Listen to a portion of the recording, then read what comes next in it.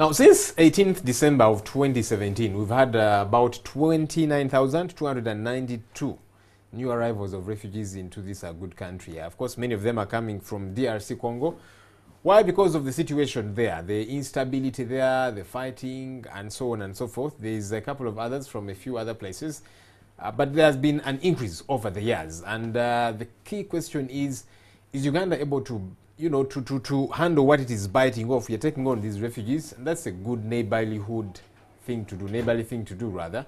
But are we able to handle the numbers that are coming through? There were pledges that were made sometime last year at an international conference that happened here, and some monies are beginning to trickle in. Of course, there's concern about a couple of things. Anyway, let's see how we make sense of these issues.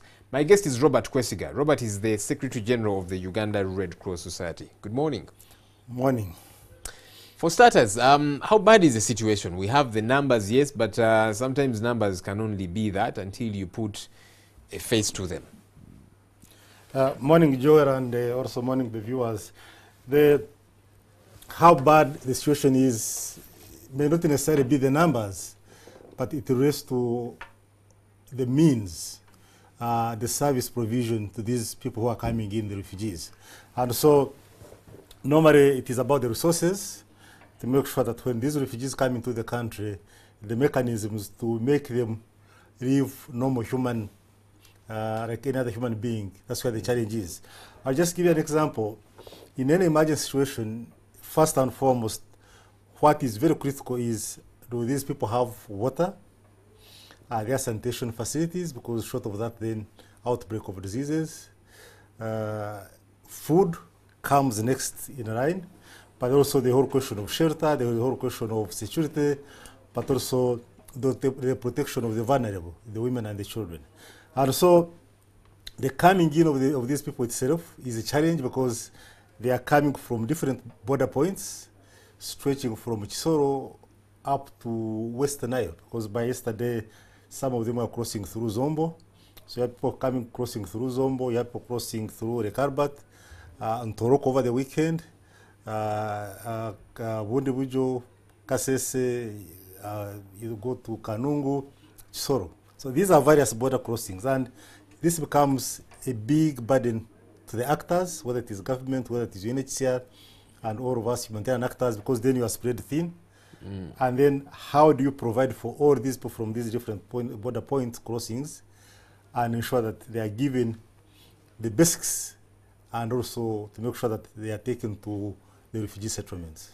Last year there was a conference that I was talking about that happened here, and different countries, different partners did pledge monies, and that was to the over 300 million US dollars. Some of that money we understand has begun to trickle in. Is there a ray of hope in this money that as it comes through, we are going to see the situation salvaged? We are going to see that the lives of refugees can be bettered, and the host country, in this case Uganda, doesn't have to bear a huge brunt. Do we see light at the end of the tunnel? Resources vis-a-vis the number of refugees is a big challenge. That's where the contradiction is. We have to say great thanks to the donors who made contributions, but even that time, the pledges vis-a-vis the budget was far below the expected amount. We are talking of a pledge which was in the range of 30% of the expected amount of money. But then by then, we are looking at a certain number of refugees from South Sudan. Now we are talking of increased refugees from Congo. Situation in Sudan doesn't look bright, so automatically, according to projections, we expect to continue getting refugees from Sudan, South Sudan in this case. And so the resources available or pledged or that are trickling in to match the needs of these increased numbers of refugees, it becomes a big challenge. And then the impact it has on Uganda.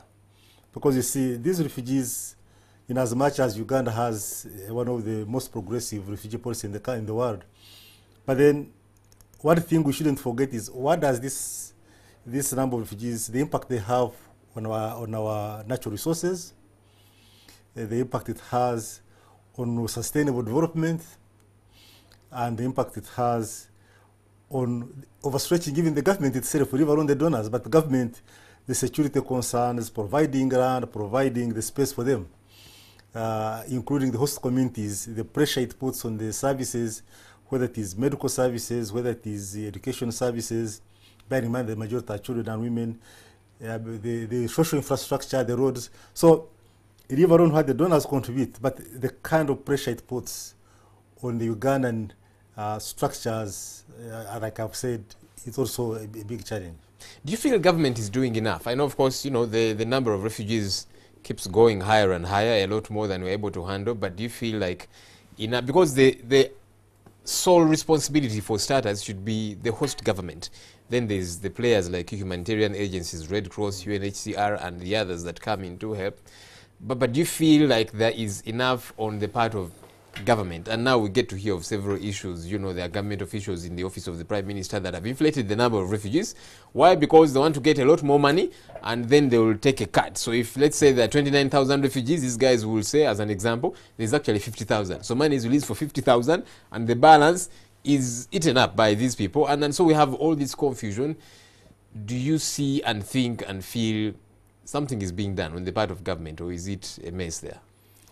No, I think what you have just mentioned of the press, what has been in the press, maybe let's allow the investigations be concluded. Really, I wouldn't want to comment on something that is still an investigation. But what is clear is that the rate at which the refugees were coming into the country, or even coming into the country, surpasses normally the capacity of all of us, the actors, whether it is UNHCR, whether it is government, or whether humanitarian organizations like Red Cross, because the numbers are big. Take an example for South Sudan refugees, whereby in a day you are receiving over 4,000 refugees. And so, and then amidst the resources we have just talked about, which are limited. So, under such pressure, mistakes or gaps can be exploited, or can be unintentionally, they can be there.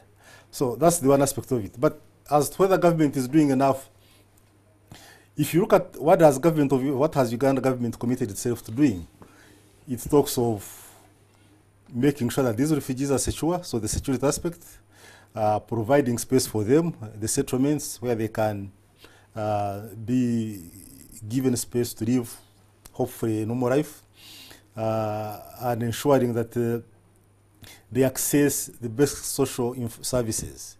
So to that extent, amidst our own budgetary constraints of the government is doing what is possible. Bear in mind that the refugees, by and large, are a responsibility of the world.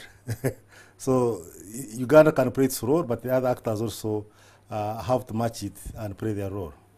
The host communities, I should say for starters, as a people, as Ugandans, we are very welcoming people. I'm told in heaven we shall be ushers. So host communities do take in these people because of their plight. They're running away from difficult situations, and so they say, it's okay, you can settle with us.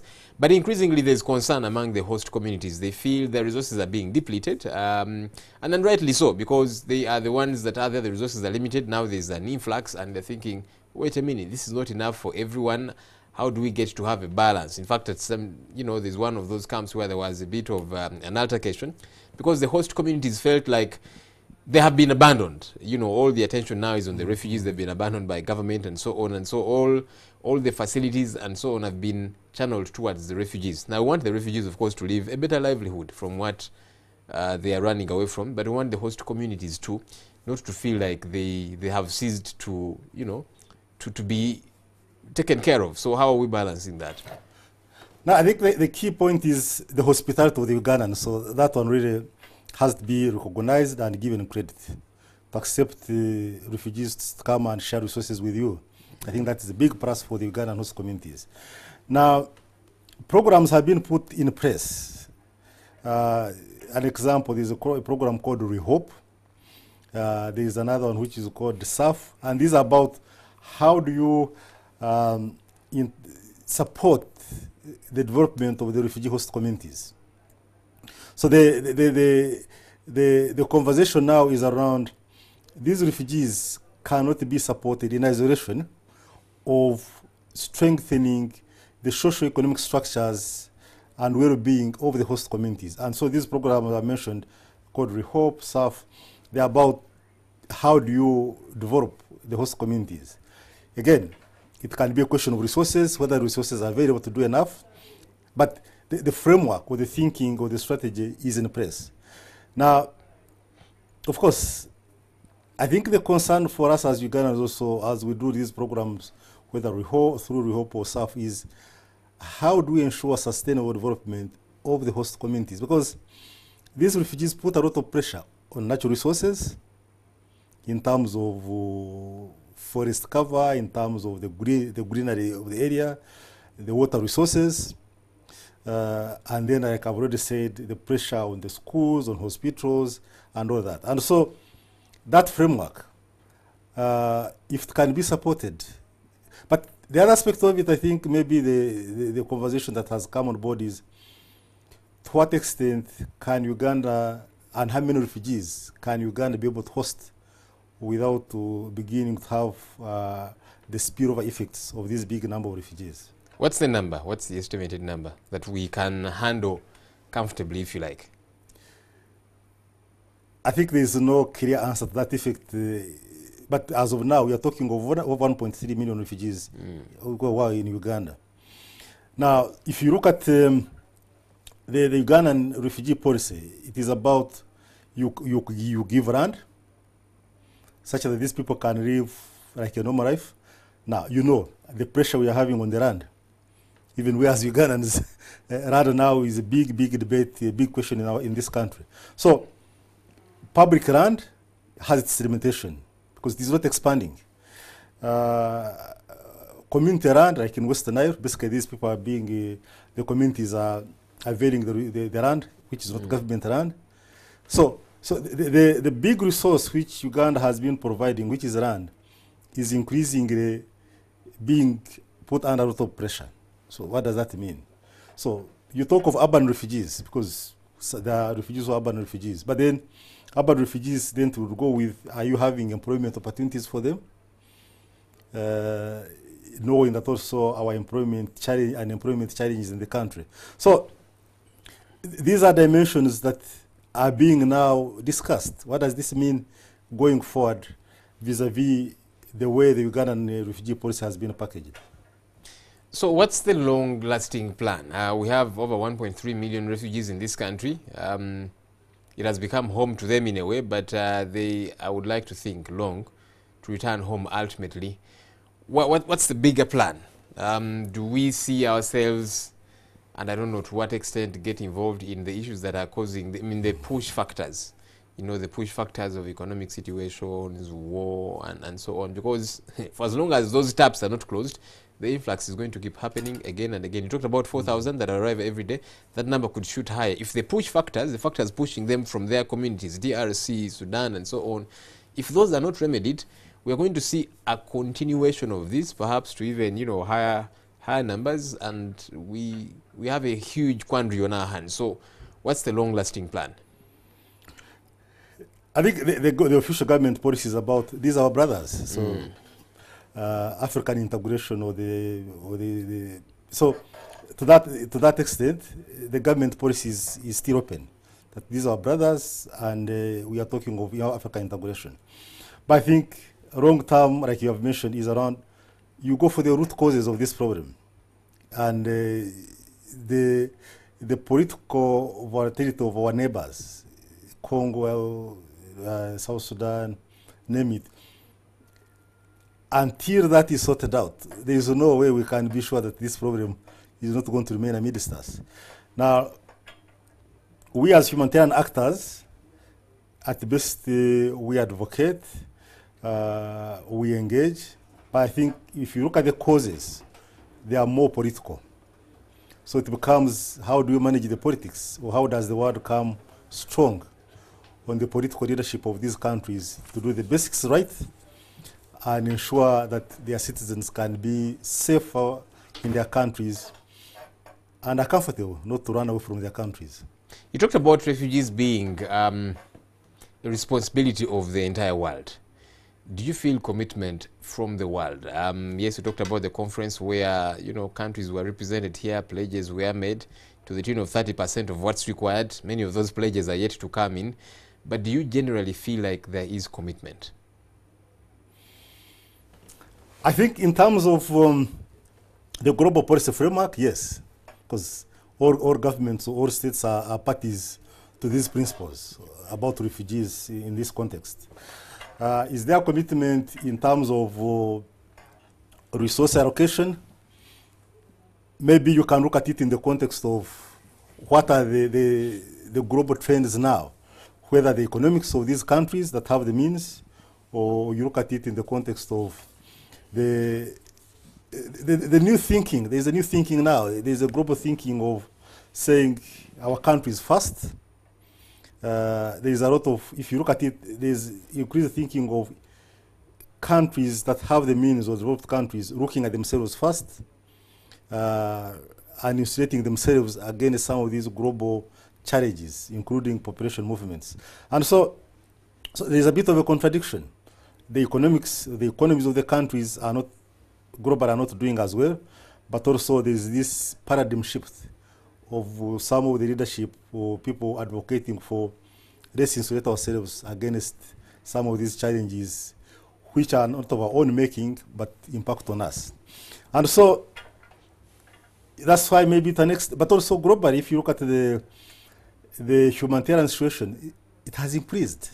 There are so many humanitarian challenges all over the world. So you have increased pressure on how much money is available for humanitarian work, and then is it sufficient vis-a-vis all these other challenges I've just mentioned. When you talk to these refugees, I want to think you interact a great deal with them, either as an individual or your staff members. What do you hear from them as what they need the most, their most biting challenges that they would want addressed pretty soon? Normally is, when are we going back home? Yeah, like they say, east to west, the home is the best. So bottom line is around how soon can we go back home? But then also, like all of us, you see, nobody loves to depend on handouts, really. Nobody likes to depend on handouts, because then you are not in control of your destiny, of your own lifestyle.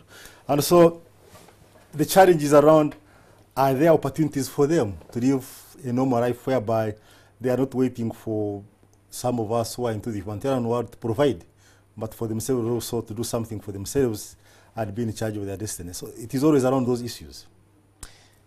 There have been reports, and we have covered some of this, of criminality that happens in camps. There's lots of abuses of children and women being raped within those camps by fellow refugees or otherwise. What's being done to address this? I know you are not the regulating factors, but you are there to try and offer help. But as you offer help, you meet these challenges. So what's being done by those that should to try and nip these in the bud? I wouldn't say there is a lot. We have heard about it, that there are such unfortunate scenarios. And like I've said, these are investigations ongoing. But you see, sometimes the challenge is investigations go on for donkey's years, and then new cases arise, and then investigations are ongoing. Justice is not meted out as should be. But you know, Joe, I can answer it in this way, that like our own communities, deviants are there. I'm sure the community you live in or where you grew up, social deviants are always there. And so the refugees cannot be looked at in isolation of that kind of social stratification. So I think the whole thing is around what measures are in place for the protection of the minors, for the protection of those who may be abused. And the measures are in place. If you go into these settlements, the question of protection is very paramount. The question of protection, programs around gender-based violence, programs around the protection of the minors are there. Now, but if somehow someone deviates and goes offline, I think the question is around then, are there mechanisms to detect and make sure that this person is punished, but also remedial measures are taken to ensure that these children and these vulnerable people are safe. The sanitation question in some of the refugee camps again is worrying. I remember sometime last year, late last year, when this conference was happening, and right about that time, the UN Secretary General, Antonio Guterres, was moving around some of them, and They told him the sanitation challenge is biting, and it's biting hard. People are catching, you know, ailments. Are we trying to fix that? Because yes, the shelter is availed now, but then sanitation becomes a real challenge, and some of them catch diseases, and then there's a possibility of death. Yeah, that's like I said at the beginning, one of the key emergency responses, especially to do with population movements, is about water and sanitation first. Food can come later. I'm not saying people should starve, but water and sanitation are the first entry points. And so in all these interventions, I'll just give you an example. Almost the 20,000 people that have crossed via Ricarbert since December, who are being housed, being resettled in Changwari in Hoima. If you go there now, the main activity, which we have emphasized, and where Uganda Red Cross is taking the lead, is about water and sanitation. And sanitation, bearing in mind that these are people in congested areas, so they are still living in congested areas. They are yet to put up shelters that are sufficient. But if you don't have these sanitation facilities of, say, latrines, of how you can dispose the waste, the immediate thing is outbreak of disease. And I must say, to give ourselves credit, all of us who are involved, or in this case, to talk for Uganda Red Cross, which I'm mandated to talk for, we have done it well. For the whole of 2017, in Vepi in West Nile, which was the main recipient of the South Sudanese refugees, which was receiving over 4,000 refugees every day, and were in charge. For the whole year, even during the height of the rainy season, we never experienced sanitation or waterborne diseases, whether it is cholera or otherwise. It never happened. We have moved to Changwari. At one time, there was a threat. We have contained it. At least we are sure now we can't have sanitation-related diseases, which is always around cholera and this skin disease and the rest of it. If you look at these border crossings I've mentioned, whether it is in Chisoro, whether now, like I've told you, Ricarbert, where we are, but in Toroko district, which became the new entry point over the weekend, starting from Friday, we have already sent our water and sanitation teams to make sure that the sanitation is addressed. So it becomes, I would say, it is an issue that all the humanitarian actors are aware, or in this case, Uganda Red Cross, because that's where our main strength is, water and sanitation. And we make sure, as the first responders, because Red Cross, we are the first responders, as these people start crossing, we are there because of our national network. But our first response is around, are we addressing sanitation facilities for where these people are being camped, whether temporarily or where they are going to be settled. Well, let's see how the situation ultimately gets better for these refugees. Robert Kwesiga, Secretary General of the Uganda Red Cross Society, thank you for talking to us. Thank you very much, and I wish nobody becomes a refugee if we can manage to do it in this world. Okay, there you are. That's it for today's edition of The Big Story. Thank you for joining us. My name is Joel Senyonyi.